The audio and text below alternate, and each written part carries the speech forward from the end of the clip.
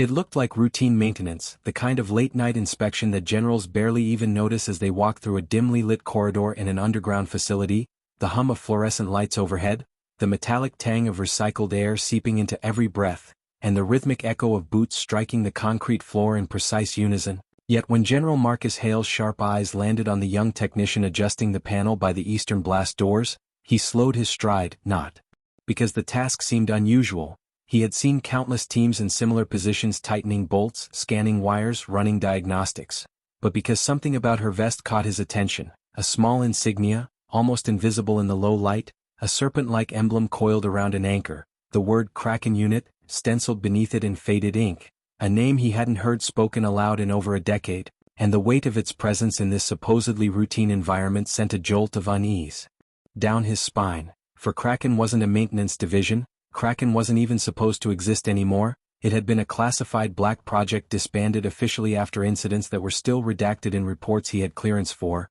and yet here it was, stitched onto the vest of a technician who moved with too much precision to be ordinary, her hands steady, her eyes flickering toward him for only a split second before returning to her task, as if she knew he had noticed, as if she was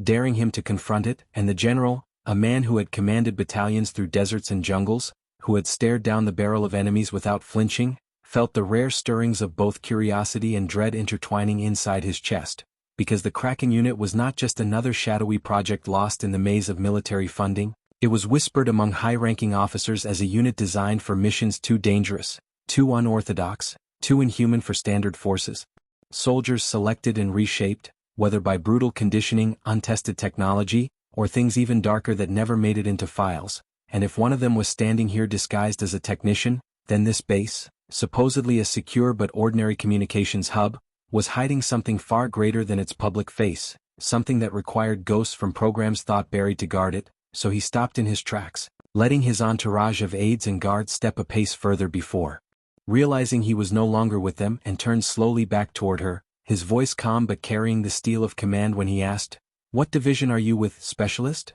And though her body froze for the briefest moment, it was so fleeting most men would have missed it. Hale had trained his entire career to see micro-expressions, and he knew that tiny pause meant she was calculating, choosing whether to lie, deflect, or reveal. And when she finally stood, wiping her gloved hands on her vest as if finishing the panel inspection, her gaze locked on his with unnerving steadiness, she replied, "Routine systems check, sir. Eastern power grid alignment." The words polished, professional, flawless on the surface, yet devoid of the insignia of her claimed division. No badge for power systems, no standard-issue toolkit, only a sleek set of instruments clipped to her belt that he hadn't seen before, tools that looked more like precision surgical gear than electrician's equipment. And Hale's unease deepened as the faint hum of machinery from the sealed blast doors grew louder, as though something alive and restless pulsed behind the reinforced steel, a sound no maintenance system should make. And in that moment, he realized this was no simple oversight, no misplacement of an old vest, but a deliberate message, a signal placed right in his path, and he wondered whether it was meant to warn him, intimidate him, or invite him deeper into something the brass had decided he didn't need to know. Yet as the silence stretched between them, broken only by the low thrum of the hidden chamber, Hale took a slow step closer, his eyes never leaving the Kraken insignia, and said in a low voice only she could hear, "That unit was dissolved," to which she tilted her head slightly, a flicker of something unreadable crossing her expression, amusement perhaps, or pity, and she answered just as quietly, "That's what you were told, General," words that pierced the sterile air like a blade, confirming what he already suspected, that the truth buried beneath decades of classified files was alive, breathing, working right here under his command without his knowledge. And as his guard shifted uneasily behind him, sensing the tension but unaware of its depth, Hale felt the walls of the facility close in, not physically but in the sense that every corridor, every sealed door, every nameless face in uniform might be part of something vast and unseen,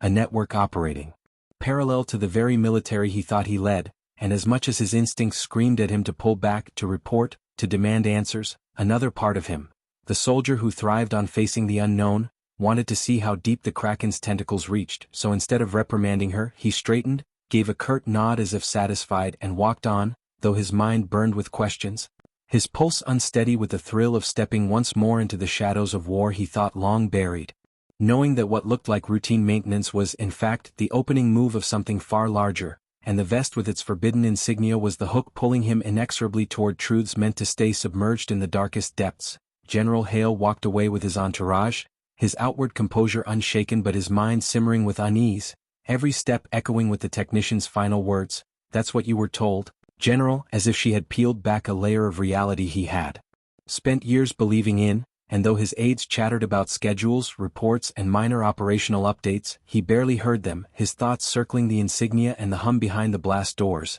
because he knew that power grids did not breathe, and standard technicians did not wear emblems from units that were supposed to have been erased, so instead of retiring to his quarters or reviewing paperwork as expected, he dismissed his staff with a terse order, telling them he needed solitude to reflect on a sensitive matter, and the moment he was alone in his private chamber, he locked the door, disabled the audio pickups that lined every officer's quarters. Few knew how, but he had learned long ago to never rely on official security, and sat at his desk staring at a blank data slate, not to write, but to let his thoughts spill and organize, because Kraken was not a ghost to him. It was a shadow he had glimpsed once before, during a campaign on the borderlands when his unit had been ordered to secure a research convoy, a convoy that vanished under cover of a sandstorm after only a fragment of it reached his lines, the survivors pale and trembling, whispering of silent figures who moved through chaos like predators, extracting crates without firing a shot, and though the incident had been buried under red tape and reclassified as a logistical misplacement,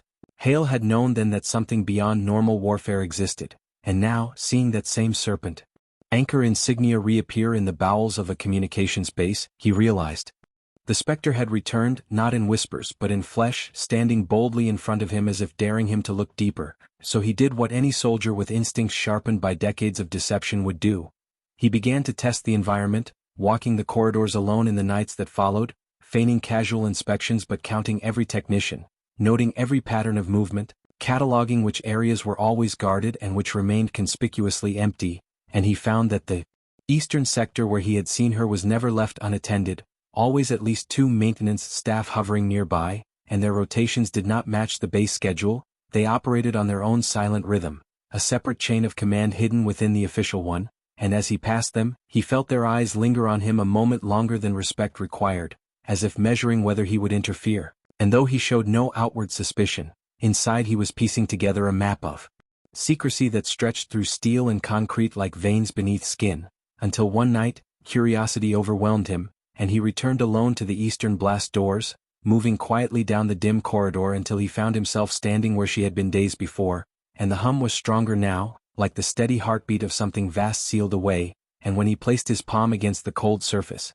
he swore he felt the faintest tremor, not mechanical, not the predictable vibration of generators but organic, pulsing like muscle beneath armor, and the memory of that insignia, the Kraken coiled, burned in his mind because the name had never been random. It had always hinted at something colossal hidden in the deep, something that could reach and drag down whatever it chose, and now Hale wondered whether the unit had been named for its soldiers, or for whatever they were guarding, and when he heard footsteps approaching he pulled back, straightened and turned to face her again, for there she was, the same technician, the same calm gaze, standing in the half-light of the corridor with her tools at her belt, and without preamble she said, "You shouldn't linger here, sir." Her tone polite but with a gravity that suggested the warning was more than formality, so Hale replied evenly, "You carry an insignia I was told didn't exist, you guard a sector that hums like a beast behind a cage, and you tell me not to linger, why not?" And her lips pressed into the faintest curve of something between a smile and a grimace, as if she admired his audacity while regretting the necessity of secrecy, and she answered,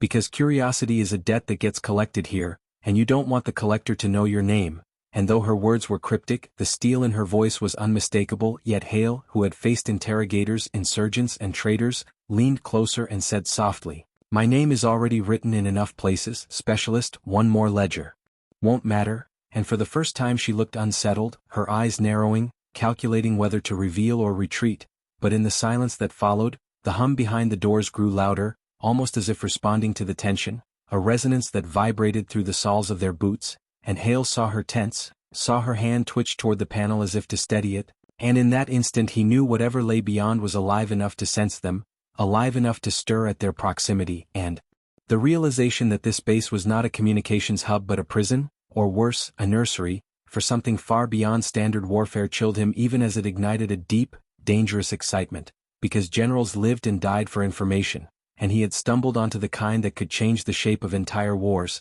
so he locked eyes with her and said, "Show me," 2 words that carried both command and plea, and though she shook her head slowly as if the very thought was forbidden, there was a flicker of hesitation, a crack in her practiced calm, and Hale recognized it as the kind of hesitation that precedes history, the thin moment where one person decides whether to obey orders or carve a new path, and he held her gaze, steady, patient, a soldier asking not as an official but as a man who had seen enough lies to demand truth, and at last she exhaled, low and sharp, and whispered, "Not here, not now, but soon," then turned, walking away with measured steps, leaving him alone before the doors that throbbed like the ribcage of something immense, and as he stood there, the corridor empty but alive with the low rumble of whatever Kraken guarded, Hale knew the simple comfort of routine maintenance was gone forever, replaced by a gnawing certainty that he had crossed the threshold into a hidden war, one he was no longer sure he commanded, but one he was destined to confront. The following days unfolded like a game of chess played in silence, every move disguised beneath layers of protocol and routine, yet General Hale sensed that the pieces on the board were shifting, not in his favor but toward some deeper strategy that had been set long before his arrival, and though he carried himself with the same stern composure his men expected, inside he was already planning, calculating, watching for openings, because the woman with the Kraken insignia had not spoken lightly when she promised soon, and those words coiled in his mind with equal parts warning and promise, gnawing at him with the relentless itch of anticipation. So he began to dig, not through official channels, which he knew would only lead him into walls of redacted documents and polite stonewalling, but through the subtler means of a career soldier, calling in old debts, slipping coded inquiries into personal transmissions, piecing together the faint echoes of Kraken's existence across scattered archives, and though most came back empty, he found hints, references buried in logistics. Ledgers where equipment shipments simply vanished, brief mentions in casualty reports where whole squads disappeared without bodies, whispers in field journals from officers long retired who spoke of shadows in the storm, or men who did not breathe like us, and the picture that emerged was not of a unit but of a myth deliberately blurred, made monstrous so no one could look too closely, yet still undeniably real, and as the puzzle grew, Hale's sense of unease deepened because every line suggested that Kraken was not an experiment that failed but one that succeeded too well, so well it had to be buried, and if that was true, then whatever he had felt behind the blast doors was no accident of engineering, it was the heart of that success beating in secret, guarded by survivors like her, the ones who wore their insignia not as nostalgia but as proof of ongoing loyalty, and that meant Hale was not walking among ordinary soldiers anymore but alongside phantoms who had chosen to remain in the shadows, their allegiance unclear, their mission invisible. And though a lesser man might have recoiled, Hale's instincts sharpened with the clarity of opportunity, because if he could peel back their veil, if he could see what they saw, then perhaps he could harness it, shape it, command it, for he had never been content merely to obey history, he had always sought to write it, and now fate had placed a pen in his hand carved from serpentine steel.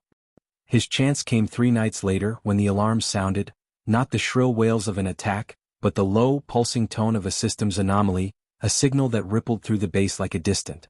drumbeat, pulling officers from bunks and sending technicians rushing to consoles, and Hale, instead of remaining in command quarters as procedure dictated, strode directly toward the eastern sector, because he knew instinctively that the anomaly was no mere glitch, and when he arrived he saw them, 3 figures in vests like hers, clustered around the panel with tools that glimmered like surgical instruments, their movements swift, efficient, too synchronized to be improvised, and among them stood the woman, her eyes flicking up to meet his as he entered, and though no words passed, he felt it, the acknowledgement that he had chosen to step into their circle, and she did not push him back, did not dismiss him with protocol, instead she said to her comrades, "Hold the sequence," and gestured for him to follow her toward a side corridor, away from the eyes of ordinary staff, deeper into the artery of steel where the hum grew louder, and though his guards tried to accompany, she fixed them with a single look so cold they faltered, and Hale, recognizing the moment, waved them off with a command, leaving him alone with her as they descended into the underlevels,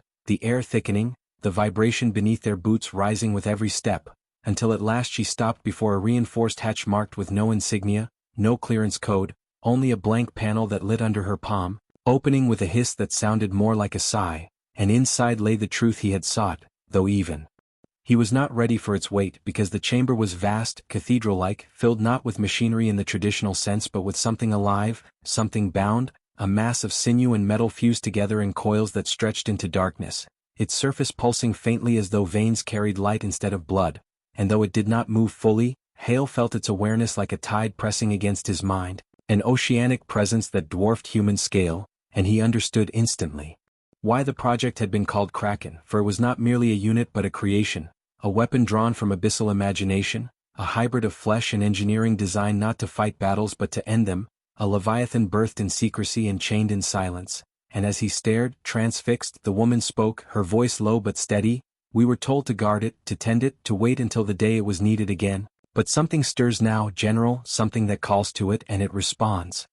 And Hale, his pulse thunderous, asked, "What is it responding to?" And she turned, her eyes sharp as the edge of a blade, and answered, "War, the kind you've not yet seen." And in that moment Hale felt the ground shift beneath his career, for he knew he was standing at the threshold of a truth that could shatter nations, and instead of fear, a dangerous exhilaration surged in him, because the Kraken was no ghost, no myth, it was here, it was breathing, and it was waiting for someone bold enough to unleash it. And though he knew the cost might drown him, Hale felt a grim certainty settle into his bones. He had found his new war. General Hale did not sleep that night, nor the one after, because the vision of the chained Leviathan haunted him with relentless intensity, filling every silent moment with the rhythm of its pulsing veins and the weight of its unseen gaze. And though he returned outwardly to the motions of command, reviewing schedules, addressing officers, attending briefings, his mind was never in the room. It was always back in that chamber beneath the earth where flesh and steel breathed together like some monstrous heart waiting for release,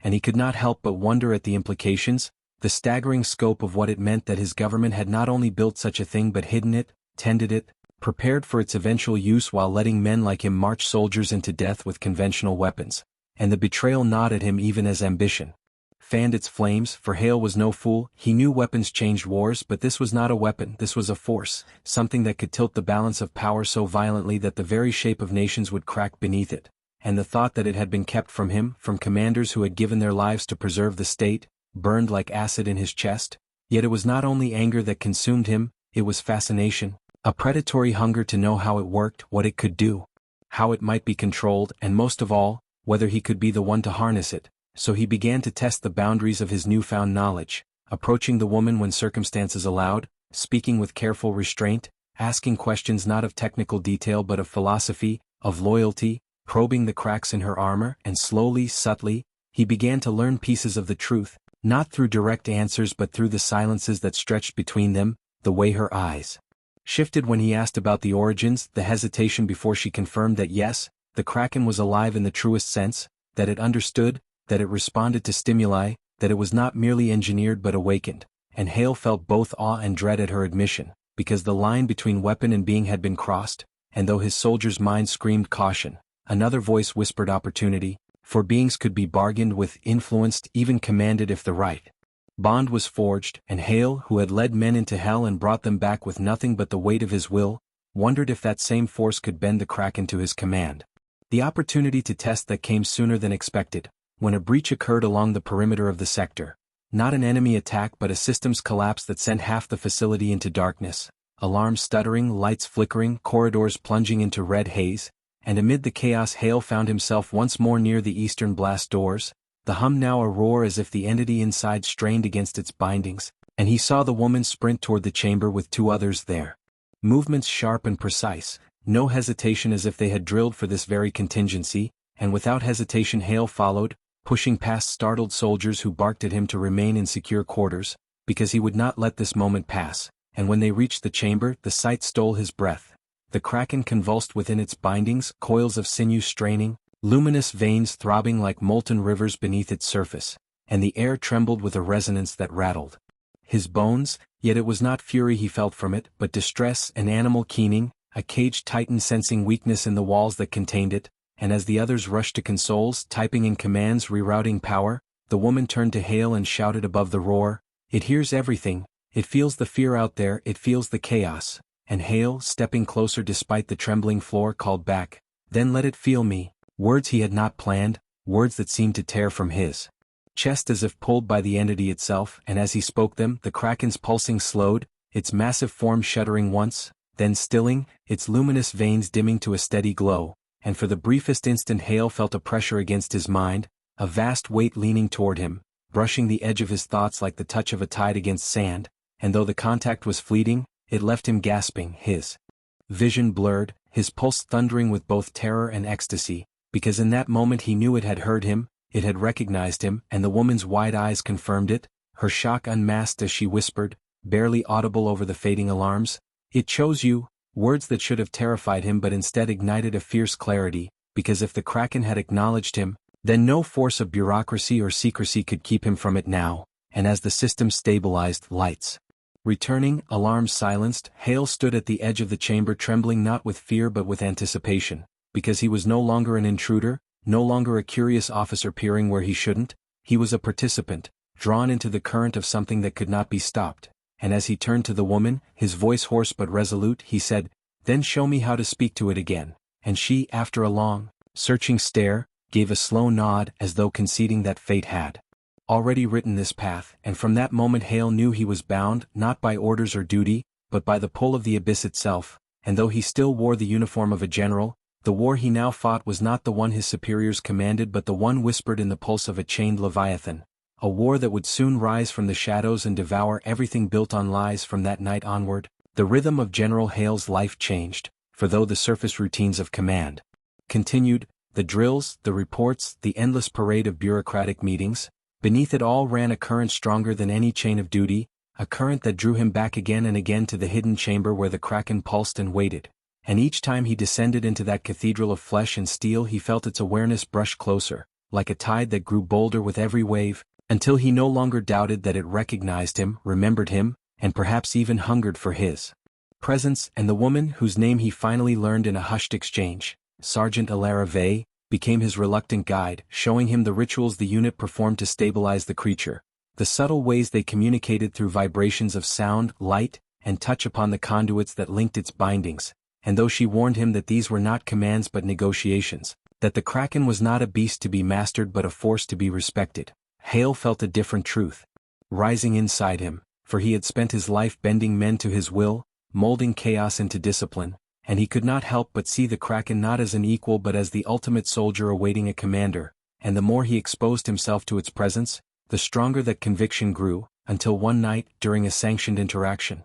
he extended his palm against a conduit and whispered not the soothing phrases Alara had taught but a single order, "Stand down," and to her horror the Kraken stilled instantly, its luminous veins dimming to a steady, obedient rhythm, and she yanked him back, furious, shouting that he had crossed a line he could not possibly understand, but Hale only stared into the living colossus with burning certainty, for in that instant he knew he had not merely spoken to it. He had commanded it, and it had listened. From then on, the tension between Hale and Alara grew sharper, her warnings more urgent, her eyes haunted with fear not of the Kraken itself but of what Hale represented, for she saw the hunger in him, the ambition that burned too brightly, and she knew that history was littered with men who sought to ride monsters. But Hale dismissed her cautions as the timid protests of a keeper too long shackled by secrecy, because he could already imagine the future. Wars ended before they began, enemies drowned in the shadow of a leviathan none could stand against, his nation elevated not by negotiation but by sheer unstoppable might, and in that vision he saw his own name etched in the annals of power, not merely as a general but as the architect of a new age of dominance. Yet even as these thoughts consumed him, cracks began to show in the fragile order of the facility, for rumors spread among the rank and file, whispers of strange tremors in the night, of shadows that moved through the walls, of technicians who vanished into corridors and never returned, and though official reports dismissed these as stress-induced hallucinations, Hale knew the truth. The Kraken was stirring more often, its awareness stretching beyond the chamber, feeding on the unrest of the world above, and he realized with a thrill of terror that its bond with him was not one-sided, that as he reached for it, it too reached for him, weaving threads of connection that pulled at his thoughts even in dreams, filling his sleep with visions of endless black oceans where colossal tentacles writhed beneath the waves, and voices whispered in tones deeper than thunder, promising power if only he would unshackle them. And Hale, waking drenched in sweat, did not recoil but leaned into the visions, believing them to be not nightmares but instructions, messages meant only for him. And though Alara tried to intervene, confronting him in a rare moment of vulnerability when she admitted that even the Kraken's keepers feared it, that they had sworn not to control it but to contain it because once unleashed it would not distinguish between enemy and ally, Hale dismissed her as blinded by indoctrination, for he had seen its obedience firsthand, felt its pulse slow at his word, and no soldier who had ever tasted command could resist the certainty that he alone was chosen. The breaking point came during a scheduled test, when the unit attempted to simulate battlefield stimuli to measure the Kraken's response, bombarding the chamber with low-frequency vibrations meant to mimic artillery, and the creature writhed in agitation, its bindings straining, and while the others scrambled to stabilize it, Hale stepped forward once again, pressing his palm to the conduit and issuing a command with the full authority of his voice. "Be still," and to the shock of all present, the Kraken froze mid-convulsion, settling into silence so profound it seemed the very air had been swallowed, and the technicians gaped, their years of careful protocols undone by a single unorthodox order, and in that silence Hale turned to them, his eyes blazing, and declared, "It doesn't need keepers, it needs a leader," words that split the room, some staring in awe, others in horror, and Alara's face twisted with both fear and fury as she hissed, "You have no idea what you're unleashing." But Hale knew in his marrow that she was wrong, that he was not unleashing chaos but destiny, and as he stood beneath the glow of the Kraken's veins, feeling its attention coil around him like a crown of abyssal fire, he embraced the truth he could no longer deny. The age of shadows was ending, and he, Marcus Hale, would rise as the man who brought the Kraken into the light. The days that followed the test became a battlefield of wills within the facility, though no shots were fired and no alarms sounded. The war was waged in glances, in hushed conversations cut short when Hale entered the room, in the shifting body language of the Kraken unit as they moved around him with a mixture of reverence and unease, for though none of them spoke it aloud, they had all seen what happened in the chamber, all witnessed the impossible moment when their chained god-beast obeyed a man who had not been bred, broken, or conditioned in the crucible that had forged them, and that truth unsettled the foundation of their world, because if the Kraken could listen to an outsider, then what did that mean for their decades of sacrifice, their vows, their hidden lives spent as keepers of a secret that now seemed willing to abandon them for another voice? And Hale, perceptive as ever, saw the crack widening between loyalty and doubt, and he pressed into it like a wedge, cultivating small alliances, speaking privately with those who seemed impressed rather than disturbed, planting seeds of vision in their minds, painting pictures of what the world might become if they unshackled their charge and used it not as a relic to guard but as a force to command. And he saw in their eyes the flickers of agreement, the dangerous glimmers of belief, and though Alara fought to hold her comrades together, reminding them of their oaths, warning them of the cost, she could not erase the memory of that stillness, that moment of obedience that had marked Hale as something different, and even she, in her most private hours, wondered whether the Kraken had chosen him not out of accident but by design. Hale himself grew bolder, spending longer hours in the chamber, sometimes alone, sometimes with a handful of silent observers, pressing his hand to the conduits and whispering single words, simple tests of control: rise, rest, listen. And though the creature's responses were subtle, the tremor of a coil here, the dimming of a vein there, he felt the bond strengthening, each command a thread woven into a tapestry of dominance, until he no longer doubted that the Kraken heard not only his words but his intent, that it knew his ambition and in some abyssal way shared it, and the thought intoxicated him, filling him with a sense of destiny that eclipsed every caution Alara tried to hammer into him, for what soldier, after feeling the power of armies in the palm of his hand, could ever return to the small wars of men? Yet even as Hale ascended in the eyes of some, shadows thickened around the facility, for command above had begun to notice anomalies in reports, unexplained surges in power consumption, irregularities in system logs, whispers filtering up through channels that should have been silent, and the brass, though blind to the full truth, was not entirely oblivious, and Hale knew it was only a matter of time before their scrutiny turned from suspicion to intervention, which meant his window was shrinking, and he began to consider what steps would be required to ensure the Kraken was his before others tried to take it. Steps that might shatter the fragile secrecy holding the base together. His answer came one night when he returned to the chamber alone and found the creature already stirring, its bindings creaking as coils shifted restlessly, luminous veins pulsing with agitation, and when he pressed his palm to the conduit he felt a surge not of obedience but of hunger, a tidal pull that nearly overwhelmed him, flooding his mind with visions of oceans boiling, of cities crumbling beneath titanic shadows, of soldiers scattering like ants before waves of living darkness, and, instead of recoiling, he embraced it, whispering into the roar of its presence, "I will be your voice, I will be your will," and in that instant he felt something snap into place, a bond no keeper had ever spoken of, emerging not of man and beast but of commander and soldier, and the chamber thrummed with resonance as if the very walls trembled in recognition, and Hale staggered back, laughing through ragged breaths, for he knew then that the Kraken was no longer simply responding. it was. Listening, choosing, aligning itself with him in a pact as old as war itself, the pact of power and command. But such bonds could not remain hidden forever, and Elara confronted him, her eyes blazing with desperation as she demanded to know what he had done, what promises he had made in whispers that no human ear could hear, and when Hale told her, calmly, that the Kraken had accepted him, that it was ready to follow, she shook her head with a fury that bordered on despair, insisting that it was not following him but luring him, binding him to its hunger, and that every vision of conquest he cherished was nothing more than bait cast from the abyss. But Hale only smiled, a grim, unyielding smile that made her realize she could no longer reach him with reason, that he had crossed a threshold from which there was no return, and in her silence he saw her fear, not of the Kraken but of him, and he knew then that the true battle had already begun, not between armies or nations, but between himself and the last remnants of restraint embodied in Elara and her oaths, and he was prepared to win that battle by any means necessary. The tipping point came sooner than anyone expected, for while Hale maneuvered carefully within the shadows of the facility,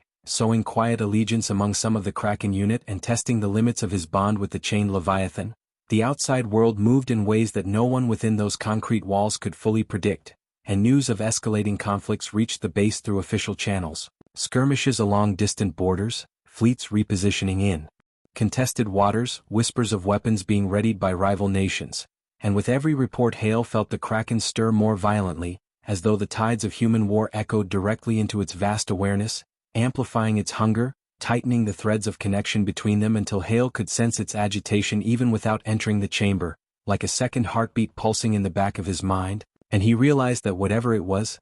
not confined to the physical bindings alone. It was tied into the very rhythm of conflict itself, a predator attuned to blood in the water, and the thought both thrilled and terrified him, for it meant the creature was not merely waiting for release, it was already feeding, already drawing strength from the chaos of the world above, and if that chaos grew, so too would its call. Command above grew restless as well, sending coded inquiries that pressed harder than before, demanding explanations for the unusual power draws, the irregular troop rotations, the anomalies in sensor data that even the most careful of the Kraken unit could not fully erase, and Hale knew that soon the curtain would be torn down, and when that day came, the brass would not send investigators but executioners, determined to seal away what they feared, and so he began to prepare, quietly but decisively, shaping contingency plans that revolved around the only truth he trusted now, that he and the Kraken were bound, and that when the walls of secrecy collapsed, he would unleash it rather than surrender it.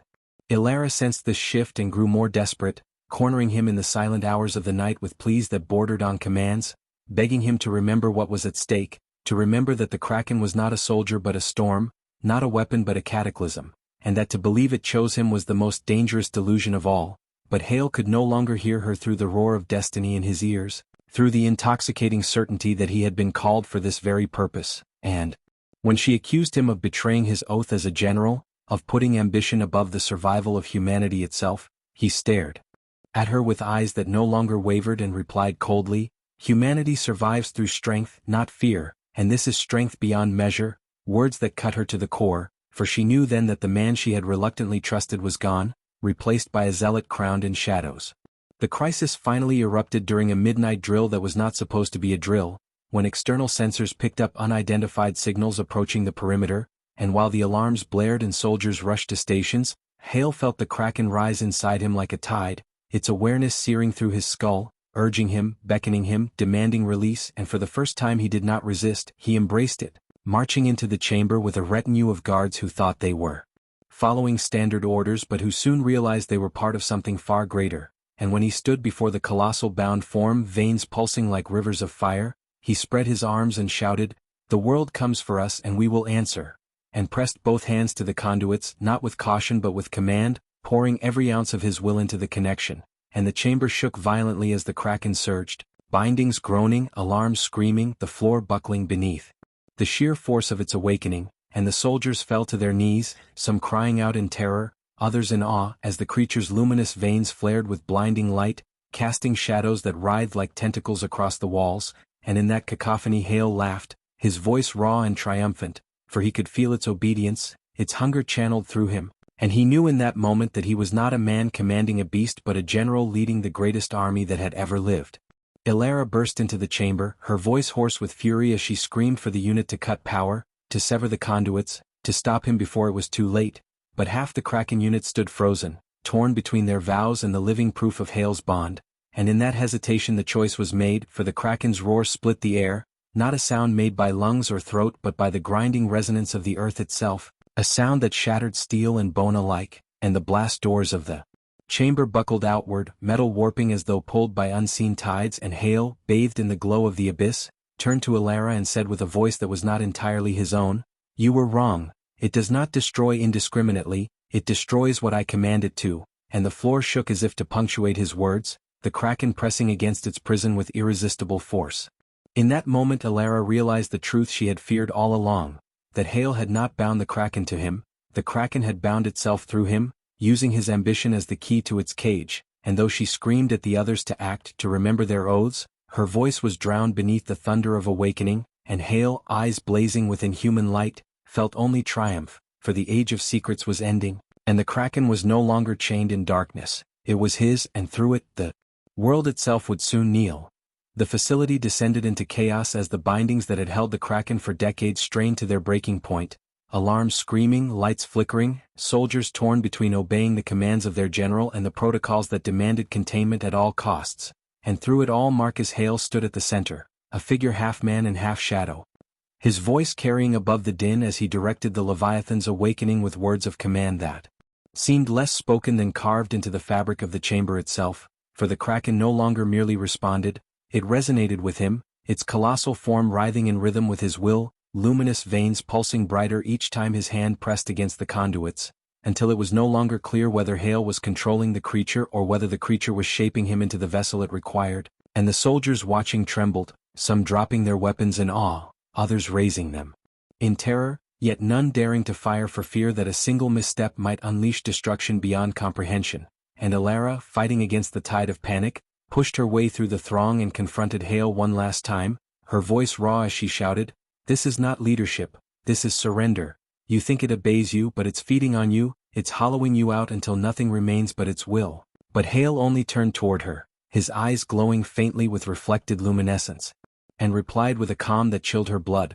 "No, Alara, it is not hollowing me out, it is completing me, filling me with the strength men alone could never grasp, and with that strength I will shape a new world." And the Kraken surged as if in agreement, slamming against its restraints with a force that cracked the chamber walls and sent chunks of concrete raining down like hail, the sound of chains snapping reverberating like cannon fire as ancient bindings gave way, and in that terrible moment the myth became reality, the Kraken unfurling part of its immense body into the open chamber, its sinewed coils glistening with bioluminescent veins, each movement shaking the ground as though tectonic plates shifted in response. And the soldiers who had sworn to guard it found themselves staring into the abyss of their own irrelevance, because no rifle, no explosive, no command protocol could match the living cataclysm before them. Hale stepped forward, arms outstretched as if welcoming the embrace of a god, and shouted above the quaking earth, "You are mine, and through you the world will be remade." And for a moment it seemed as though the Kraken itself bowed, its vast form coiling protectively around him,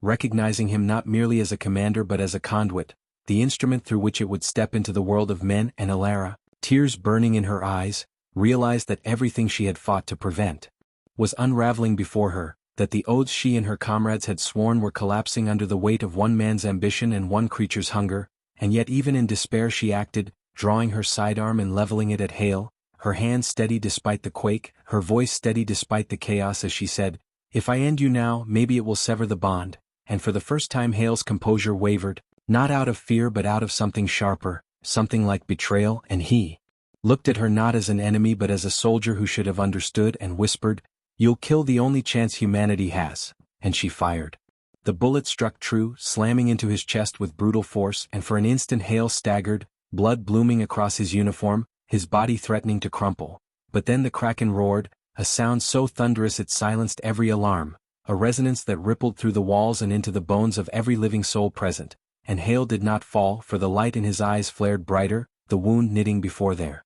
astonished gaze, flesh and uniform sealing as though time itself had bent to obey, and Alara stumbled back, horrified, as she realized the bond had gone further than even she had feared, that Hale was no longer entirely human, his life force entwined with the Leviathans in a union that defied mortality, and when he straightened, breathing steady, he looked at her with something both pitiful and triumphant, saying softly, You can't stop what's already begun, before turning back to the Kraken, which tore free of its final restraints in an explosion of steel and dust that buried half the chamber in rubble. The creature loomed above them now, immense coils filling the space, its bioluminescent veins casting the room in shifting oceanic hues, and Hale, bathed in its glow, raised his hand like a general at the head of an army and declared, "Follow me," and impossibly, monstrously, the Kraken moved, its colossal body flowing through the ruptured blast doors into the facility beyond, crushing walls as though they were paper, alarms blaring across every sector as soldiers scattered in terror before the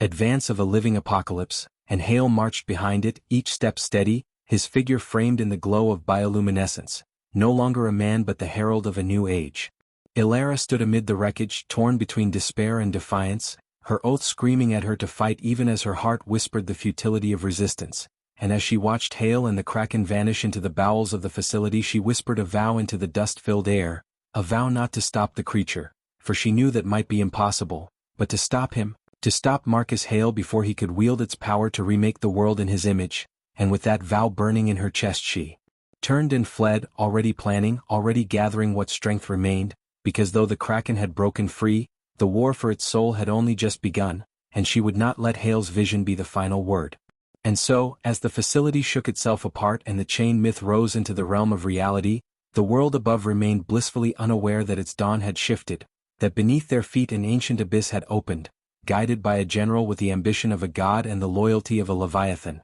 and in that silence between ignorance and revelation, the future held its breath, waiting to see whether the Kraken would rise as humanity's salvation, or its doom. The end.